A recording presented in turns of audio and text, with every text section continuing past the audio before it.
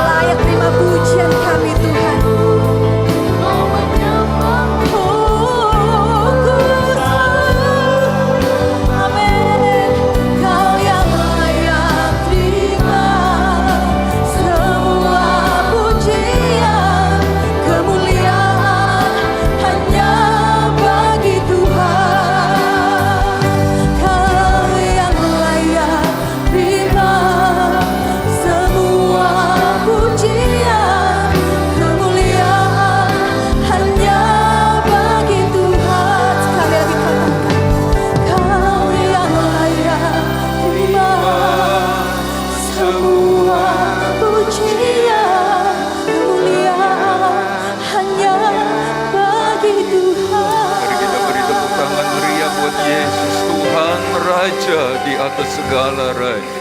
Hati kami limpah syukur kepadamu Bapa. Ada di hadirat-Mu pagi ini. Terima kasih Tuhan, biar pujian penyembahan kami menjadi dupa yang harum di hadirat-Mu. Saatnya kami mau dengar firman. Nyatakan kehendak-Mu ya Tuhan bagi semua kami. Dan kami percaya Rohul Kudus bekerja di antara kami semua.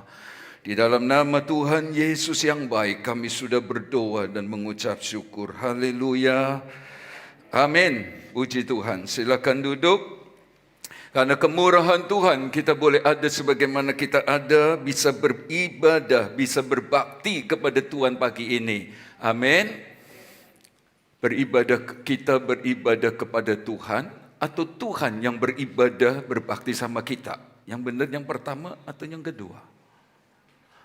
Kita beribadah, kita berbakti kepada Tuhan, apa Tuhan yang berbakti beribadah kepada kita? Mana yang benar? Yang pertama.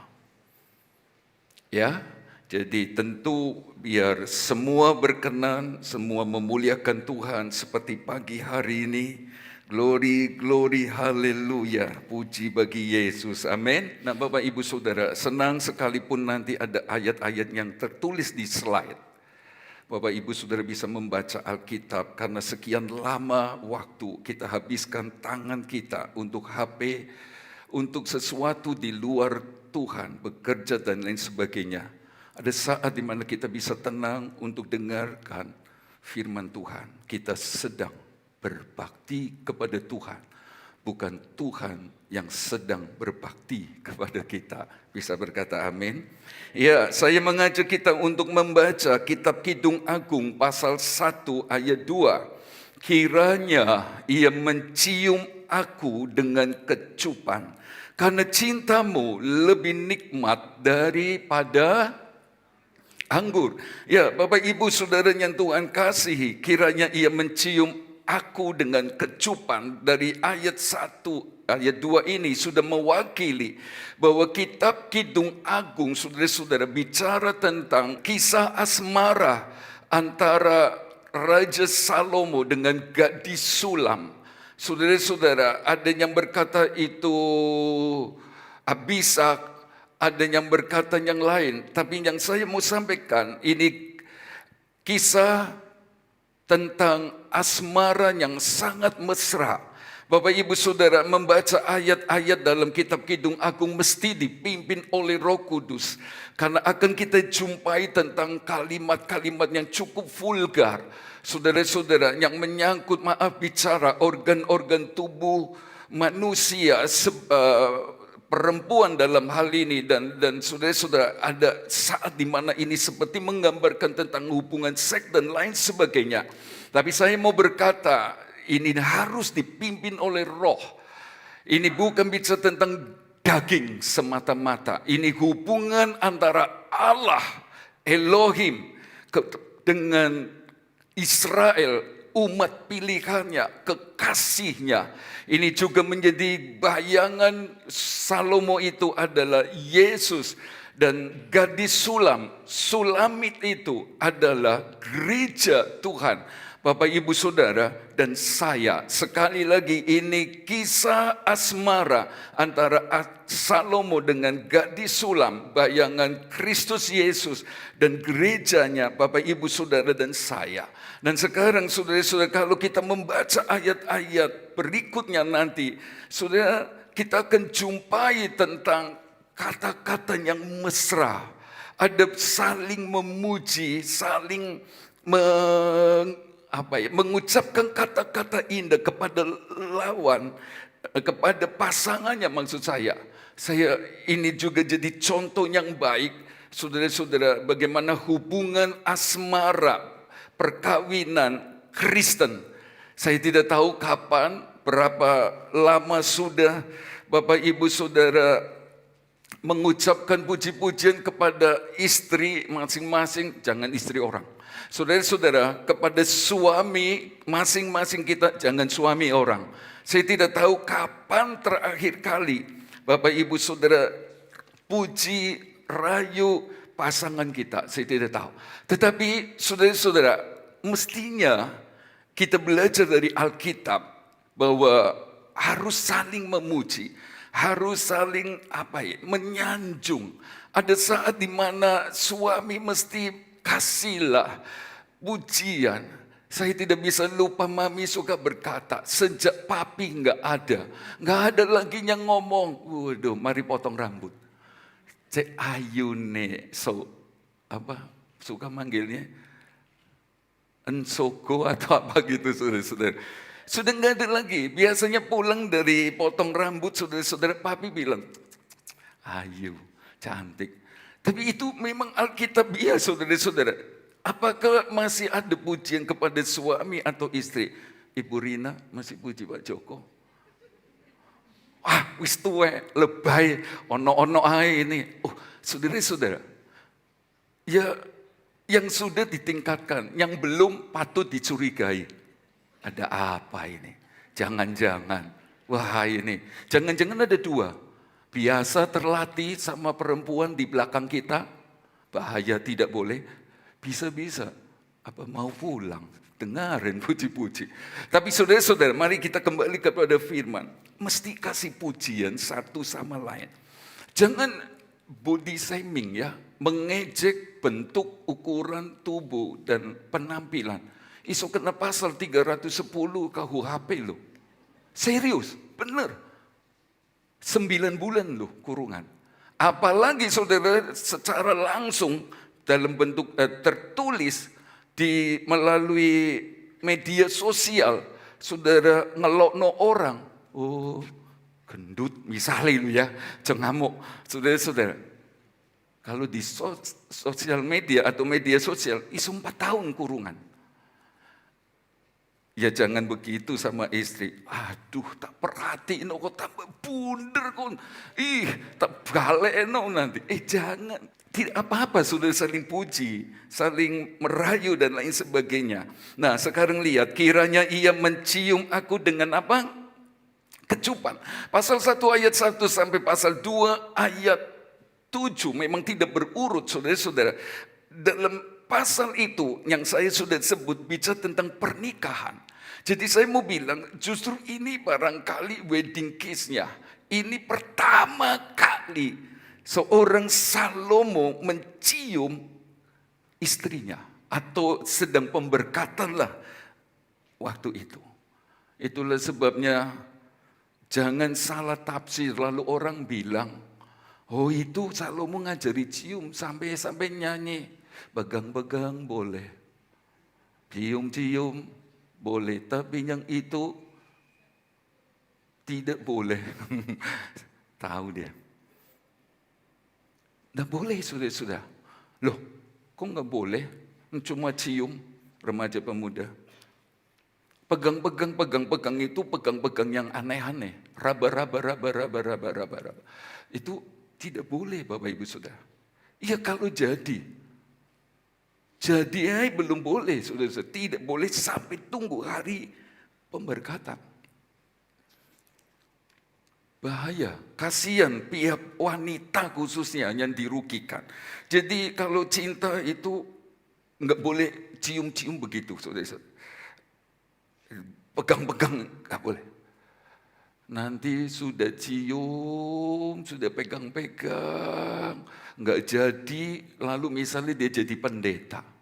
Pacarnya dulu jadi jemaat.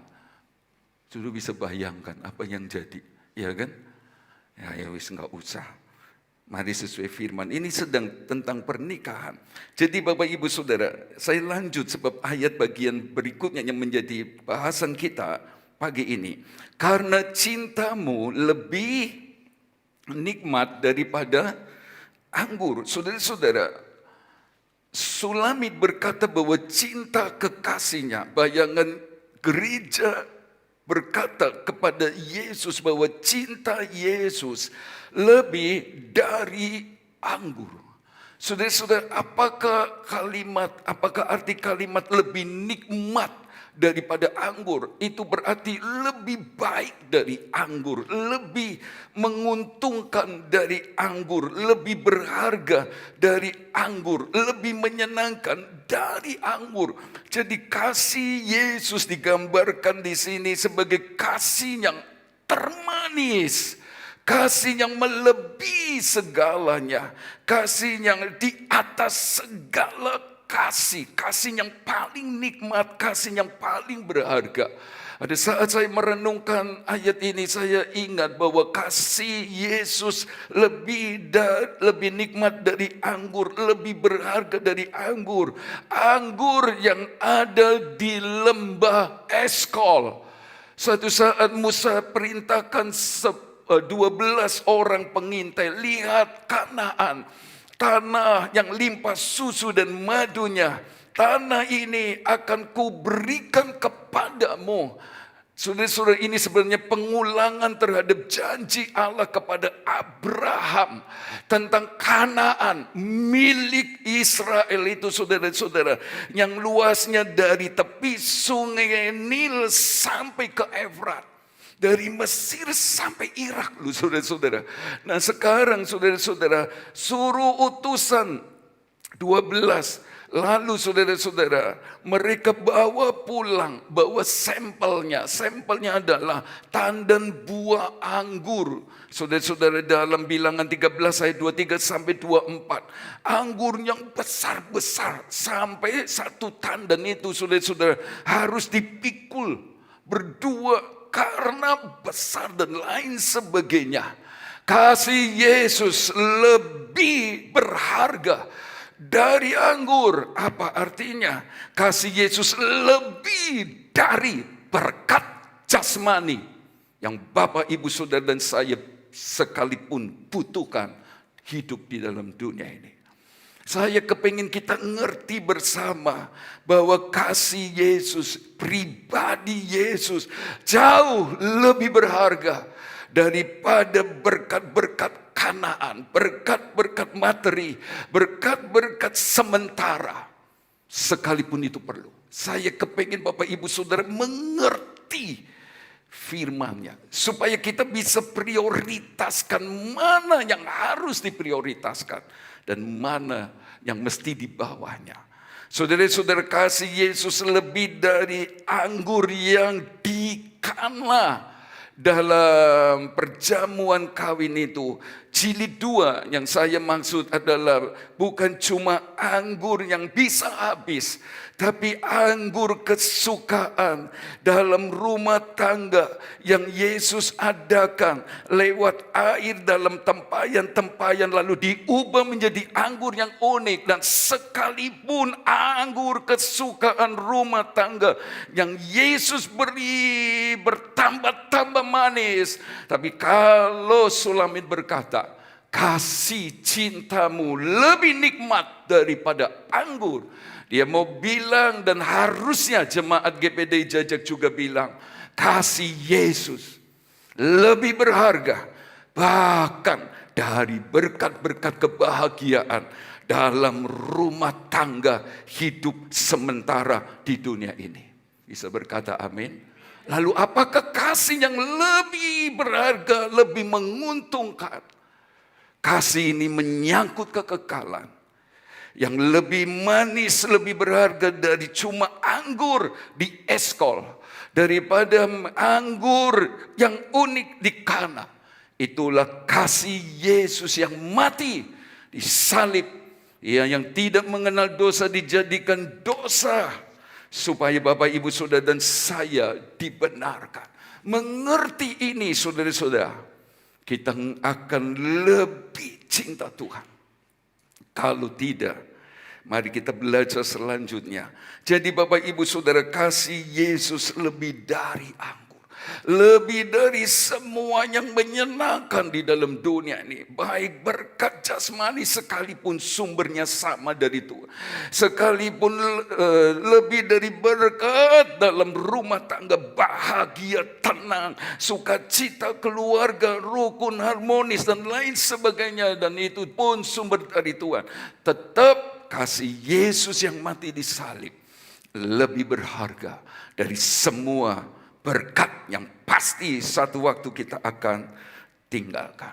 Nah, sekarang kita melihat, saudara-saudara, bagaimana kasih Yesus lebih dari anggur, kasih Yesus yang menyelamatkan, lebih dari semua itu yang di Eskol maupun yang ada di Kana. Yang pertama, dalam Kidung Agung 1 ayat 5, ayat itu berkata, memang hitam aku, tetapi cantik, hai putri-putri Yerusalem, seperti kemah orang Kedar, seperti tirai-tirai orang Salma. Saudara-saudara, Sulamit berkata, memang hitam aku. Yang ngomong bukan Salomo, yang ngomong adalah Sulamit. Dan Salomo gak pernah berkata, kamu hitam Messi. Gak ada. Nah, saudara-saudara, yang kita lihat adalah Salomo menerima Sulamit apa adanya. Ini kasih Yesus yang menyelamatkan. Dia tidak membeda-bedakan. Saudara-saudara, dia terima apa adanya. Sekalipun dia berkata, aku hitam. Terjemahan lain berkata, aku gelap. Saudara-saudara, waktu perempuan Samaria ketemu Yesus, sebab Yesus datang kepada dia di sumur Yak. Panggil suamimu. Aku gak punya suami, benar katamu, sebab yang ada padamu 5 itu, saudara-saudara, bukan suamimu. Tetapi Yesus mau datang. Yesus mau menerima orang berdosa yang orang lain pinggirkan, yang orang lain hukum begitu rupa. Seperti Sakius, hitam gelap. Saudara-saudara, seperti Saulus yang pernah berkata setelah dia bertobat, dahulu aku seorang yang ganas, seorang yang kejam, penganiaya, pembunuh jemaat, dan lain sebagainya. Tapi karena kasih karunia Allah, ia menjumpai aku dan menyelamatkan. Inilah kasih Yesus yang menyelamatkan itu. Ini kasih Yesus yang mau berkorban, mati di kayu salib, menebus dosa Bapak, Ibu, Saudara, dan saya. Kasih itu menerima kita apa adanya. Kalau ada di antara Bapak, Ibu, Saudara merasa orang paling berdosa, datang sama Yesus sebab dia mau terima apa adanya. Catatannya, sungguh-sungguh bertobat. Tinggalkan jalan-jalan itu seperti perempuan Samaria itu. Seperti Sakius, seperti Saulus. Kasih Yesus selamatkan kita. Itulah sebabnya Bapak, Ibu, Saudara, tidak ada yang tidak berharga di hadapannya. Semua kita, saudara-saudara, orang-orang yang sudah beroleh kasih karunia. Sebab dulu kita juga seperti orang-orang Israel di Mesir jadi budak dosa. Itulah sebabnya kita mesti juga menaruh kasih kepada mereka yang hidup dalam dosa. Berdoa, mengasihi, sebab Yesus sendiri mau mengasihi mereka yang berdosa. Bapak, Ibu, Saudara, kasih Yesus lebih dari semua, sebab kasih ini menyelamatkan. Semua kita sudah beroleh kasih karunia, dosa kita dihapuskan, Tuhan lupakan yang sudah, bisa berkata amin. Iya, saudara-saudara, sekarang kita melihat berikutnya, kasih Yesus lebih dari anggur. Selain dia menerima kita apa adanya. Di ayat Kidung Agung 6 ayat 3 berkata, aku kepunyaan kekasihku dan kepunyaanku kekasihku yang menggembalakan domba di tengah-tengah bunga bakung. Nah, saudara-saudara, lihat, aku kepunyaan kekasihku. Oh, cintanya heran sekali. Cintanya besar, tidak tertandingi. Saya kepingin Bapak, Ibu, Saudara mengerti supaya kita bisa menghargai, bahkan mempertahankan dia sebagai Tuhan dan Juru Selamat yang sudah berkorban begitu rupa, menderita, disengsarakan untuk keselamatan jiwa kita. Aku kepunyaan kekasih. Aku yang hitam, aku yang gelap dalam dosa. Sebenarnya dia seorang yang di Sulam ini orang sederhana, sudah maaf bicara, dia miskin menurut catatan, nggak punya apa. Isa jadi kekasih dari Raja Salomo. Oh, ini anugerah besar. Siapa saya, siapa saudara, sehingga kita bisa mengenal dia, kita pun dijadikan anak bahkan kekasihnya. Lihat, aku kepunyaan kekasih.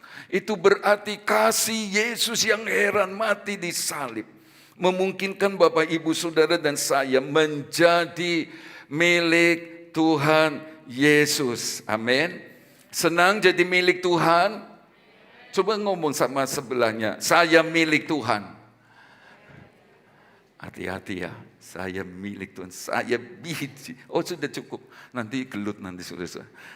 Saya biji mata Tuhan.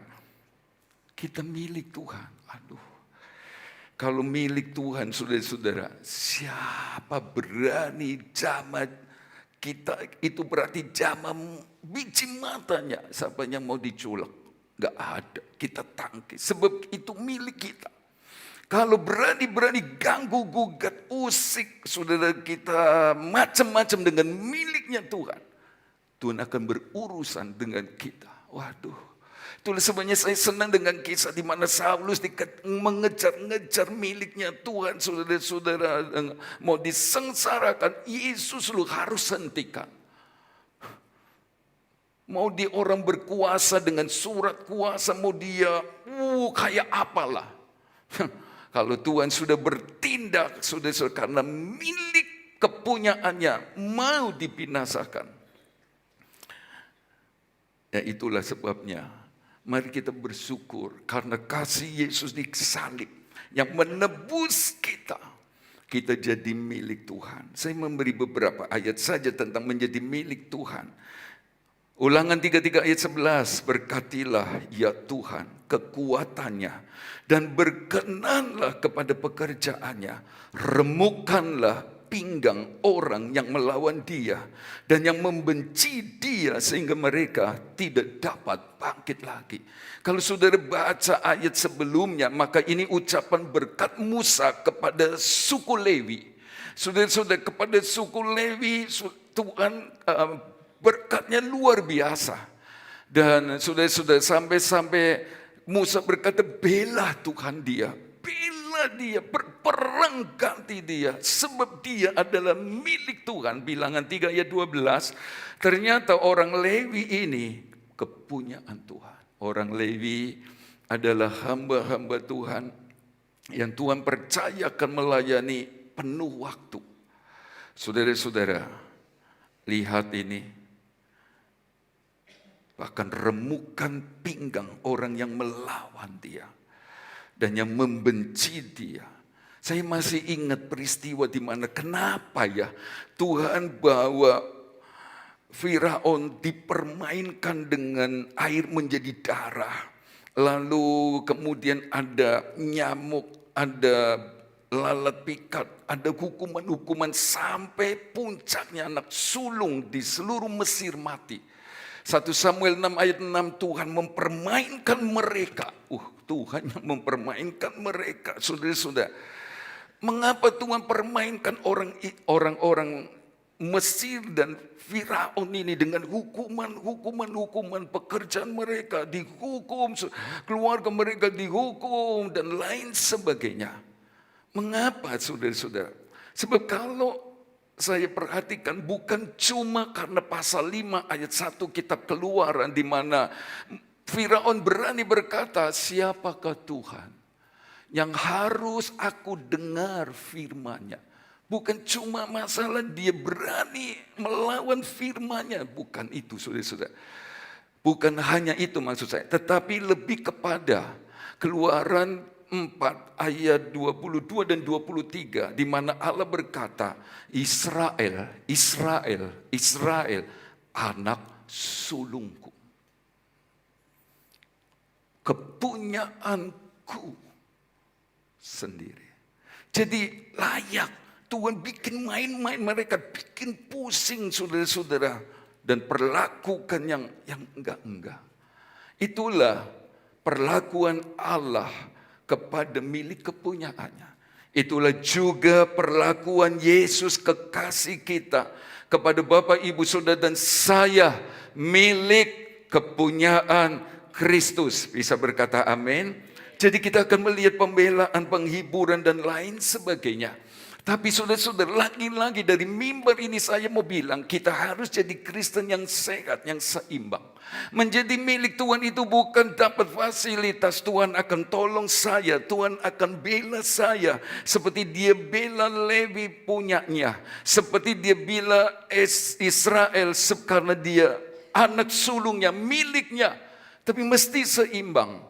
1 Korintus 6 ayat 19-20 berkata, atau tidak tahukah kamu bahwa tubuhmu adalah bait Roh Kudus yang diam di dalam kamu, Roh Kudus yang kamu peroleh dari Allah, dan bahwa kamu bukan milik kamu sendiri, sebab kamu telah diapakan?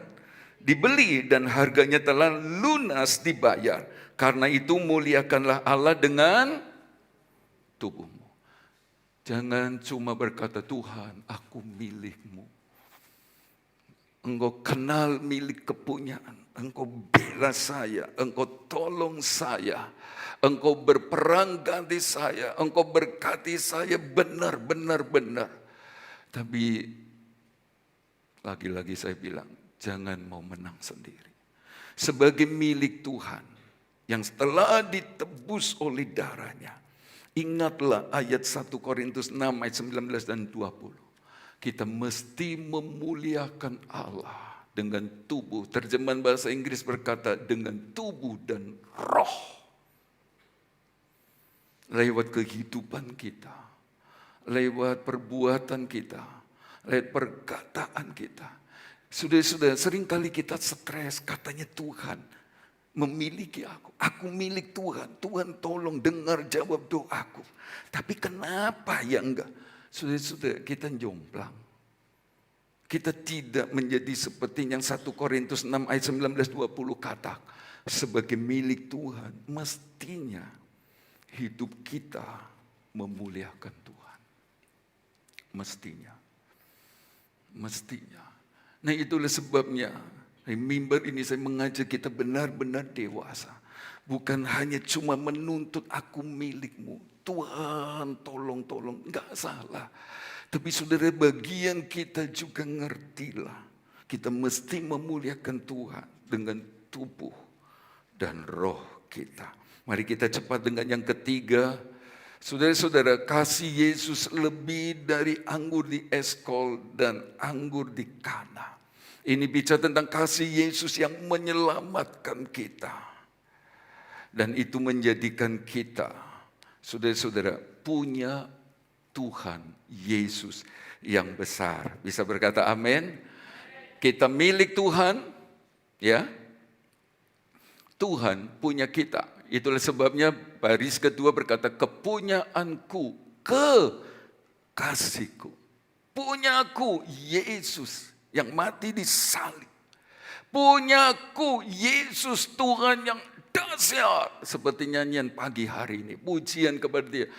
Dia lu punyaku, pencipta langit dan bumi, sumber segala punyaku. Dan saudara-saudara, kalau kita punya Tuhan, Mazmur 90, klik selanjutnya. Mazmur 91 ayat 1 dan 2. Orang yang duduk dalam lindungan yang maha tinggi dan bermalam dalam naungan yang maha kuasa akan berkata kepada Tuhan, tempat perlindunganku dan kubu pertahananku, Allahku yang ku percayai.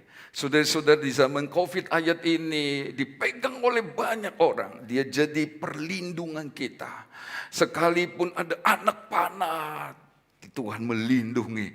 Sekalipun ada bala sampar, tidak akan kena. Walaupun 1000 rebah di sisiku dan 10.000 di sebelah kananku, aku tetap berdiri dan lain sebagainya. Mengapa? Sebab kita punya Tuhan. Amin. Saudara dan saya punya Tuhan. Punya Tuhan. Kita bukan cuma milik Tuhan, saudara-saudara, tapi kita punya Tuhan yang besar. Tuhan yang hidup, Tuhan yang mendengar. Kalau belum waktunya meninggal, kritis kayak apapun juga, Dia masih bikin mujizat dan kita hidup. Kalau belum waktunya meninggal. Karena Allah itu adalah Allah yang hebat, Allah yang luar biasa.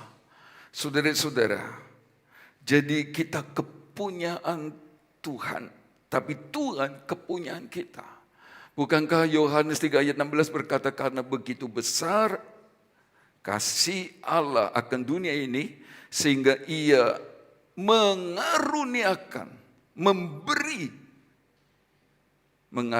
anak yang tunggal, supaya setiap orang yang percaya, berarti setiap orang yang menerima, berarti kita sudah terima Yesus, anak Allah itu, tidak binasa, melainkan beroleh hidup yang kekal. Jadi kita punya Tuhan. Saudara-saudara, percaya Tuhan pun akan menolong kita, sebab kita milik Tuhan. Tuhan milik kita. Kebenaran ini cukup untuk menolong kita berani menghadapi hari-hari yang tidak mudah menjelang Tuhan datang kembali. Saudara melihat tingkat peperangan Hamas dan Israel, saudara-saudara, semakin meningkat. Sudah hampir 10.000 ya, 9.000 lebih mati, dan saya tidak tahu sampai kapan berakhir. Apakah negara-negara di sekitar akan ikut terlibat? Saya tidak tahu. Tetapi saya percaya firman-Nya Tuhan bahwa sampai akhir zaman selalu berhubungan dengan Israel. Dan kita mendekati hari-hari di mana Tuhan mau datang. Itulah sebabnya saya mau sampaikan kebenaran ini, untuk kita mengerti dan mempersiapkan diri, supaya kita jangan sampai tertinggal. Sebagai milik Tuhan, saudara-saudara, kita akan dijagai, akan dilindungi. Bahkan seringkali saya berkata, kita akan disingkirkan dari aniaya besar waktu antikris memerintah, sebab kita miliknya. Karena kita miliknya, Dia pelihara, Dia berkati, Dia lindungi, Dia jaga, Dia tolong. Tapi lagi-lagi saya berkata, ini pendeta tidak jujur kalau cuma berkata Yesus milik saya. Aku punya Tuhan, aku punya Tuhan, aku nggak takut hadapi hidup ini. Aku nggak takut kalau Tuhan izinkan persoalan. Aku nggak takut kalau aku sedang menghadapi masalah, sebab aku milik Tuhan, benar. Tapi itu sementara, waktu hidup di dalam dunia. Orang yang berkata aku punya Tuhan, Tuhan yang besar, Tuhan yang hebat, tentu seperti Sulamit dalam Kidung Agung 1 ayat 13. Kidung Agung 1 ayat 13 berkata, bagiku kekasihku bagaikan sebungkus mur tersisip di antara buah dadaku. Saudara-saudara, mempelai wanita bayangan gerejanya, Bapak Ibu Saudara dan saya, berkata bahwa Salomo, bayangan Yesus, dia seperti sebungkus mur. Mur itu sebuah tanaman yang dihancur-hancurkan begitu rupa, saudara-saudara, sehingga keluarkan minyak yang harum. Yesus telah dihancur-hancurkan di kayu salib. Dia disengsarakan begitu rupa, saudara-saudara. Saya suka pakai kalimat diperlakukan semau-maunya. Dia seperti sebungkus mur. Dan karena Sulamit ngerti, dia punyaku, kekasihku Salomo itu punyaku. Itulah sebabnya ditaruh di antara buah dadanya. Itu bicara tentang Bapak Ibu Saudara dan saya, jemaat yang ngerti cinta Tuhan, yang telah menebus kita dari dosa, yang mengampuni kita, yang memberi pengharapan beroleh hidup yang kekal. Saudara dan saya pun akan jadikan Yesus ini seperti sebungkus mur di antara buah dada. Artinya dia selalu ada dalam hidup kita masing-masing jemaat GPDI Jajak. Amin. Sehingga kita berkata sekali Yesus, tetap Yesus. Sekali Yesus, tetap Yesus. Dan bukan cuma dia ada, selalu ada. Saudara-saudara, ada di tempat yang istimewa. Tempat yang sangat pribadi. Saya percaya saking berharganya di mata Sulamit. Kekasihnya yang bagikan sebungkus harus di tempat yang paling penting. Paling pribadi. Orang lain tidak boleh ganggu. Jangan pernah ambil. Seperti Maria berkata, di mana kau ambil mayat kekasihku Yesus? Tunjukkan, aku akan mengambilnya. Saudara-saudara, tidak boleh ada yang mengambil. Sekali Yesus tetap Yesus, tapi juga dia di tempat yang paling istimewa. Paling pribadi. Saya tidak tahu. Bapak ibu saudara yang suka berteriak, Tuhan, bukankah aku punya Engkau yang besar, bisa tolong, bisa berkati, bisa campur tangan, bisa bela. Juga berkata, Engkau harus ada dalam hidupku. Bahkan yang terutama dan pertama. Saya tidak tahu. Tapi gereja yang sehat, bukan gereja yang jomplang, yang cuma berkata, saya berkata, saudara-saudara, penting perlu senang diberkati.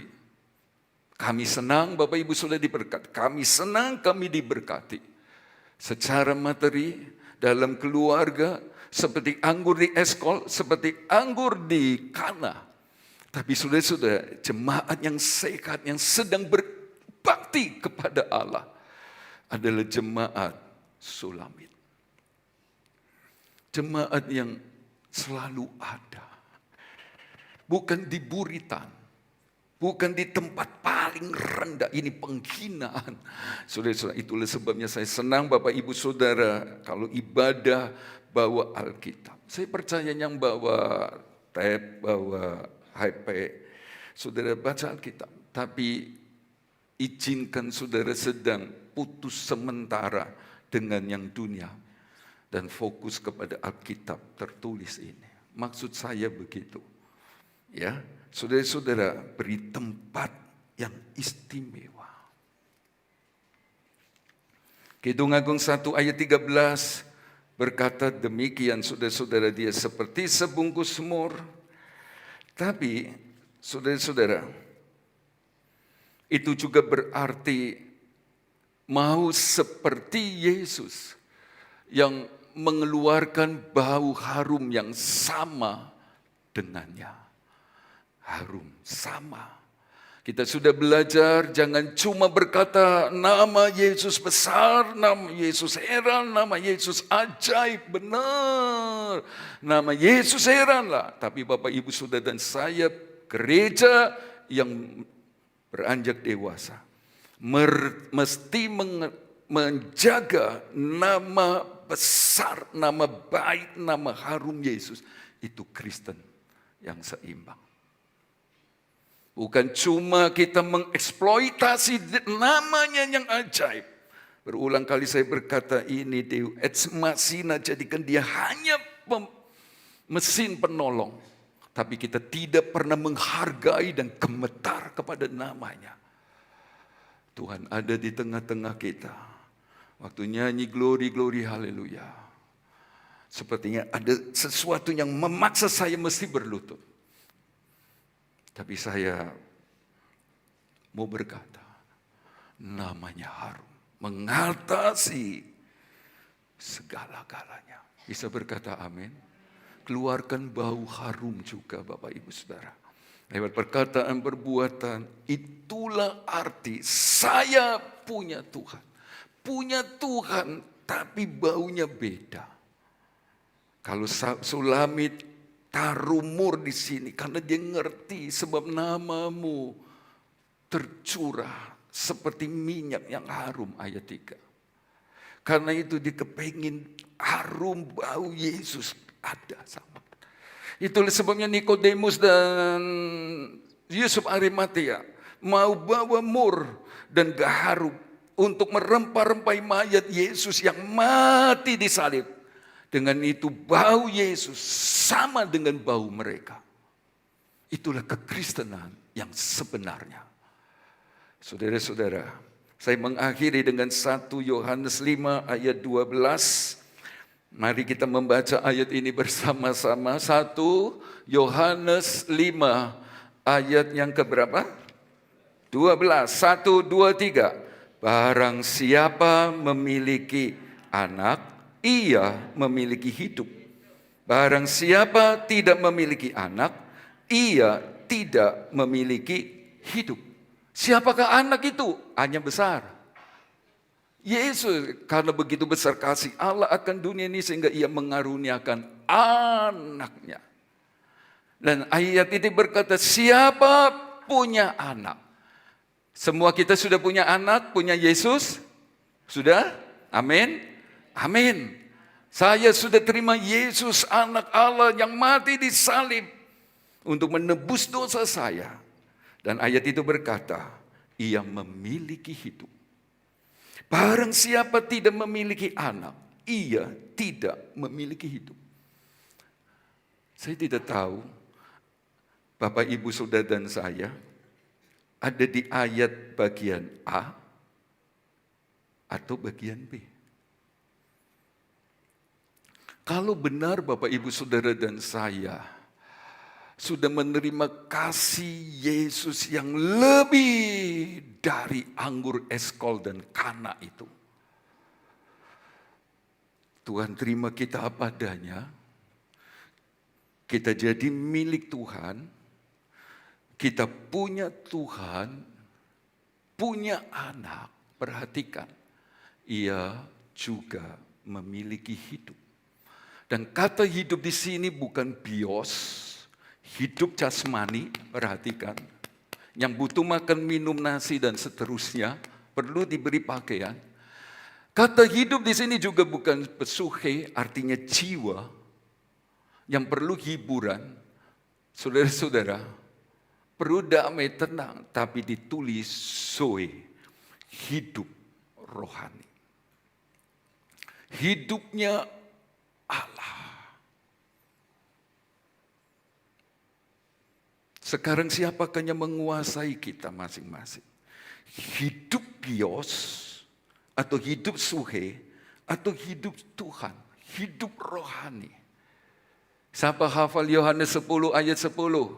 Aku datang, pencuri datang hanya untuk mencuri, membunuh, dan membinasakan. Tetapi aku datang supaya mereka mempunyai hidup dan mempunyainya dalam segala kelimpahan. Bisa berkata amin?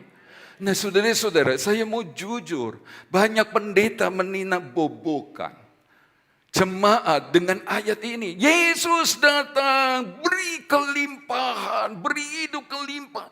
Saudara-saudara, kata hidup di sini bukan bios. Tapi saudara-saudara, memang jemaat, memang kita semua senang kalau bicara Yesus datang memberi kelimpahan, beri hidup, berkati kita limpah, berkati jasmani kita limpah, senang, benar senang. Tapi saudara-saudara, ini tidak sehat. Sebab kata hidup ini ditulis juga zoe. Hidupnya Allah, hidupnya Kristus, hidup rohani. Jadi mari kita mau jujur, sebab firman Allah kan seperti cermin. Ayo cermin sama Alkitab. Aku ini punya Tuhan, tapi apakah hidup Allah yang ada dalamku itu berlimpah-limpah? Apakah hidup rohaniku juga berlimpah-limpah? Apakah hidup Kristus dalamku juga berlimpah-limpah? Tanya. Kalau tidak, maaf, berarti kita tidak punya anak. Itu kan Alkitab berkata begitu. Tapi saya berdiri di depan jemaat yang pagi-pagi sudah datang ke rumah Tuhan. Kita semua punya anak, amin. Biarlah hidup rohani kita berlimpah-limpah. Itulah sebabnya saya berkata, jangan cuma doa populer tok, yang disukai banyak orang. Berkati, tolong, selesaikan masalahku. Tidak salah. Tapi saudara-saudara, mesti ada doa yang tidak populer. Penuhi saya dengan Roh Kudus Tuhan. Sebab harinya semakin dekat, antikris datang. Jangan bicara Yesus datang. Kalau antikris datang, kita disingkirkan, wis pasti selamat. Pasti wis. Sebab disingkirkan. Waktu dia datang, kita yang hidup tadi diubahkan. Apakah Bapak Ibu sudah memikirkan ini? Apakah kehidupan rohani kita juga berlimpah-limpah? Tambah hari tambah cinta Tuhan, tambah hari tambah sungguh-sungguh, tambah hari tambah menghormati Tuhan. Tambah hari tambah melayani Tuhan, tambah hari tambah hidup dalam penyembahan. Itu artinya aku datang supaya mereka mempunyai hidup dan mempunyainya dalam segala kelimpahan. Saya mengajarkan kekristenan yang sehat. Bapak, Ibu, Saudara, ayo jadilah Kristen yang sehat. Judul firman Tuhan ini, aku kepunyaan kekasihku dan kepunyaanku kekasihku. Yang merasa punya Tuhan. Yang merasa punya anak. Yesus itu. Dia pasti punya hidup suwe, hidup Kristus, hidup rohani. Bertambah-tambah. Tidak bisa tidak. Kekudusannya, kesukaannya kepada hal-hal yang kudus akan naik. Sebab nanti pasti ngenapi Wahyu 22 ayat 11. Yang jahat tambah jahat. Yang kudus akan tambah kudus. Yang cemar akan terus cemar. Tapi puji Tuhan, jemaat GPDI Jajang punya Tuhan. Dan kiranya besok kita mulai lihat, lusa lihat, seterusnya kita lihat apakah hidup rohani bertambah-tambah atau biosnya saja yang bertambah-tambah. Saya dengan cinta Tuhan mengingatkan bahwa tak lama lagi antikris akan datang. Ini khotbah tidak populer. Ini khotbah yang kurang menyenangkan. Pertaruhannya adalah disukai atau tidak disukai. Dan kalau mau cari aman, saya akan khotbah yang baik, yang menyenangkan telinga. Tapi saya punya tanggung jawab berat, besar. Bagaimana semua kita dipimpin Roh Kudus, dipenuhi Roh Kudus, hidup di dalam segala kelimpahan hidup Kristus, bukan bios. Bukan bios. Hidup rohani yang bertambah-tambah. Saya sudah sampaikan kebenaran ini. Dan kiranya Roh Kudus menolong kita. Ada nyanyian berkata, mari pelayan musik singer maju ke depan. Di telapak tanganmu tertulis namaku. Puji Tuhan, Bapak Ibu Saudara, orang-orang yang diberkati Tuhan. Secara bios, suhe, rumah tangga Bapak Ibu Saudara baik-baik saja, bahagia. Tapi kalau benar kita punya Yesus, anak itu, hidup rohani kita pun berlimpah-limpah. Mari kita berdiri, di telapak tanganmu tertulis namaku.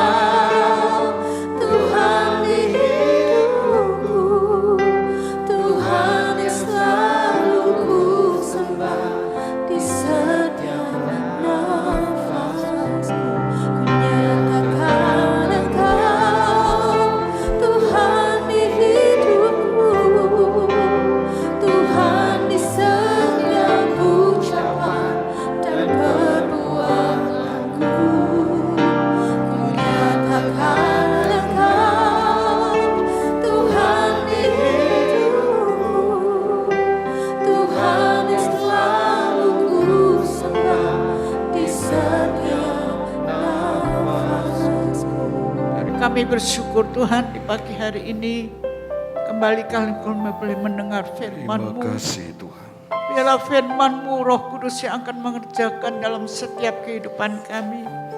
Setiap telinga kami yang sudah mendengar firman-Mu, supaya kami boleh memikirkan hidup rohani kami. Ya, Sungguh kami perlu Engkau memimpin kehidupan kami dalam rohani kami. tolong. Sehingga keselamatan jiwa yang Kau sudah kerjakan melalui pengorbanan-Mu di kayu salib, di mana pagi hari ini sebentar kami akan makan Ya, tubuh dan minum darah Tuhan. Tubuh darah Tuhan ini yang sudah menyelamatkan jiwa kami, yang sudah mengampuni dosa kami. ya, Biarlah kami tetap mengasihi Engkau, karena Engkau sudah mengasihi kami ya Tuhan. Kuatkan iman kami, tetap berjalan menurut firman-Mu ya Tuhan. Supaya kami tetap di dalam keselamatan jiwa yang Kau sudah kerjakan dalam kehidupan kami. Engkau berikan percaya iman kepada kami semua, yang sebentar kami akan makan tubuh dan minum darah Tuhan, akan menjadi berkat bagi kami semua. Yang lemah boleh dikuatkan, yang susah boleh dihiburkan, yang sakit boleh disembuhkan. Melalui iman kami makan tubuh dan minum darah Tuhan, kami akan menerima berkat Tuhan. Terima kasih Tuhan, kami mau bersekutu dengan Engkau lewat tubuh darah Tuhan, menjadi berkat di dalam nama